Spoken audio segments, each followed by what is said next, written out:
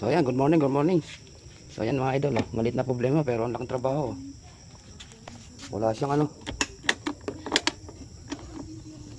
signal light. Yan wala siya dito sa left signal. So dito naman sa una meron. So yung kabila, okay naman yung kabila. Yan So troubleshooting tayo, troubleshooting. So nandito lang yan. Yan. Dito lang yan sa tatlo ngayon. So ito troubleshoot natin kung alin dyan yung flasher. So napakaliit na problema, wala lang flasher sa left pero ano lang trabaho. So ito mga idol, kung mapapansin ninyo yung kanyang right flasher yan pa-flasher. So lipat natin. Ang kulay ng right flasher ng Aerox 155 ay kulay green. Kita niyo ba?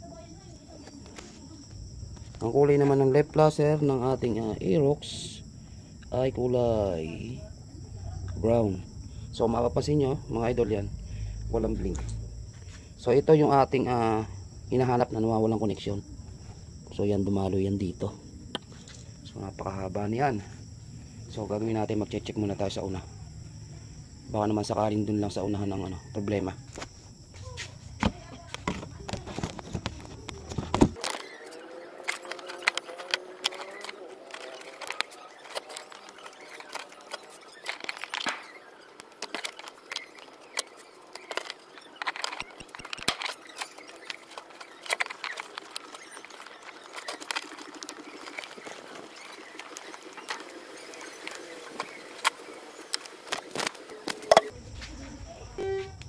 So yun mga idols, saka hanap natin, yan, nabalatan lang ito pero okay naman, secure din naman natin. So sinunsun natin, dito siya lumabas. So dito na lang tayo magtatap. Ito yung kanyang right and left flasher. Yung black nya, ito yung yung ating negative ng Yamaha, bago yung kanyang green, yan, matingkad na green yan. Ito yung right flasher, ito yung nawawala na connection, yung matingkad ang pagka brown. So may mga brown doon, nag-troubleshoot tayo ay puro ACC line. So hindi siya nagbi-blink, kaya umalis tayo doon, dito tayo lumipat. Ito ay papunta doon, sa baba. Yan, si flasher dyan. Yan, ba ito yung green, papunta naman doon. Yan. So ito mga idol, magalit hindi muna ako nag-tap dito, at hindi rin ako nag-tap kagad dito. Kasi nung mag-bypass tayo, hindi din nag-flasher yung kanyang nasa uli. So ngayon meron na, pakikita ko lang. Nung mag-bypass tayo, magbuhat doon, nag-tap muna ako dito, wire, gumamit tayo mahaba. Yan. So tinap natin dito. So hindi pa rin siya nailaw. Ngayon sinunso natin. So yun, may lagot pala dito. Kasi ito kanina nandun sa ilalim na yun. Doon, nakasuksok. So pare siya may talop yung isa, wala na.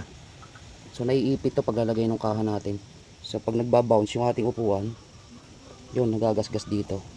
So gagawin natin, hinangan lang natin to. At yun, okay na. So importante talaga yung troubleshooting.